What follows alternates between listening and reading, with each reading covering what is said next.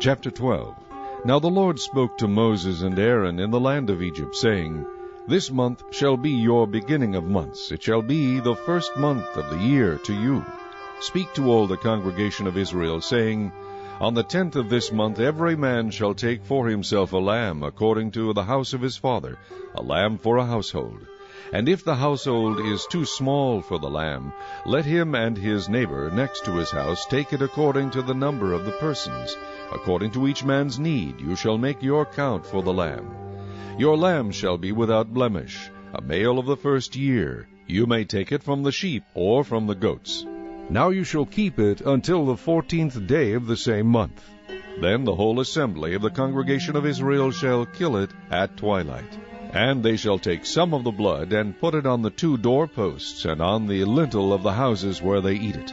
Then they shall eat the flesh on that night, roasted in fire, with unleavened bread, and with bitter herbs they shall eat it. Do not eat it raw, nor boiled at all with water, but roasted in fire, its head with its legs and its entrails. You shall let none of it remain until morning, and what remains of it until morning you shall burn with fire. And thus you shall eat it, with a belt on your waist, your sandals on your feet, and your staff in your hand. So you shall eat it in haste. It is the Lord's Passover. For I will pass through the land of Egypt on that night, and will strike all the firstborn in the land of Egypt, both man and beast. And against all the gods of Egypt I will execute judgment. I am the Lord. Now the blood shall be a sign for you on the houses where you are, and when I see the blood, I will pass over you. And the plague shall not be on you to destroy you when I strike the land of Egypt. So this day shall be to you a memorial, and you shall keep it as a feast to the Lord throughout your generations. You shall keep it as a feast by an everlasting ordinance. 7 days you shall eat unleavened bread. On the first day you shall remove leaven from your houses. For whoever eats leavened bread from the first day until the 7th day, that person shall be cut off from Israel. On the first day there shall be a holy convocation, and on the 7th day there shall be a holy convocation for you. No manner of work shall be done on them, but that which everyone must eat, that only may be prepared by you.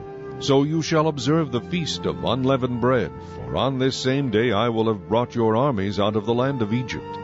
Therefore you shall observe this day throughout your generations as an everlasting ordinance. In the first month, on the 14th day of the month at evening, you shall eat unleavened bread until the 21st day of the month at evening. For 7 days no leaven shall be found in your houses, since whoever eats what is leavened, that same person shall be cut off from the congregation of Israel, whether he is a stranger or a native of the land. You shall eat nothing leavened.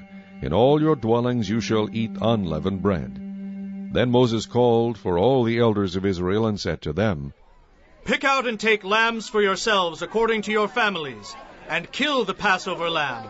And you shall take a bunch of hyssop, dip it in the blood that is in the basin, and strike the lintel and the 2 doorposts with the blood that is in the basin. And none of you shall go out of the door of his house until morning. For the Lord will pass through to strike the Egyptians. And when he sees the blood on the lintel and on the 2 doorposts, the Lord will pass over the door and not allow the destroyer to come into your house to strike you. And you shall observe this thing as an ordinance for you and your sons forever. It will come to pass, when you come to the land which the Lord will give you, just as he promised, that you shall keep this service. And it shall be, when your children say to you, What do you mean by this service? That you shall say, It is the Passover sacrifice of the Lord, who passed over the houses of the children of Israel in Egypt, when he struck the Egyptians and delivered our households. So the people bowed their heads and worshipped. Then the children of Israel went away and did so, just as the Lord had commanded Moses and Aaron, so they did. And it came to pass at midnight that the Lord struck all the firstborn in the land of Egypt, from the firstborn of Pharaoh, who sat on his throne, to the firstborn of the captive who was in the dungeon, and all the firstborn of livestock. So Pharaoh rose in the night, he, all his servants, and all the Egyptians. And there was a great cry in Egypt, for there was not a house where there was not one dead. Then he called for Moses and Aaron by night, and said, Rise, Go out from among my people, both you and the children of Israel, and go, serve the Lord as you have said. Also take your flocks and your herds as you have said, and be gone. And bless me also. And the Egyptians urged the people that they might send them out of the land in haste, for they said, We shall all be dead. So the people took their dough before it was leavened, having their kneading bowls bound up in their clothes on their shoulders. Now the children of Israel had done according to the word of Moses, and they had asked from the Egyptians articles of silver, articles of gold, and clothing. And the Lord had given the people favor in the sight of the Egyptians, so that they granted them what they requested. Thus they plundered the Egyptians. Then the children of Israel journeyed from Ramses to Succoth, about 600,000 men on foot, besides children. A mixed multitude went up with them also, and flocks and herds, a great deal of livestock. And they baked unleavened cakes of the dough which they had brought out of Egypt. For it was not leavened, because they were driven out of Egypt and could not wait, nor had they prepared provisions for themselves. Now the sojourn of the children of Israel who lived in Egypt was 430 years. And it came to pass at the end of the 430 years, on that very same day, it came to pass that all the armies of the Lord went out from the land of Egypt. It is a night of solemn observance to the Lord for bringing them out of the land of Egypt. This is that night of the Lord, a solemn observance for all the children of Israel throughout their generations. And the Lord said to Moses and Aaron, This is the ordinance of the Passover.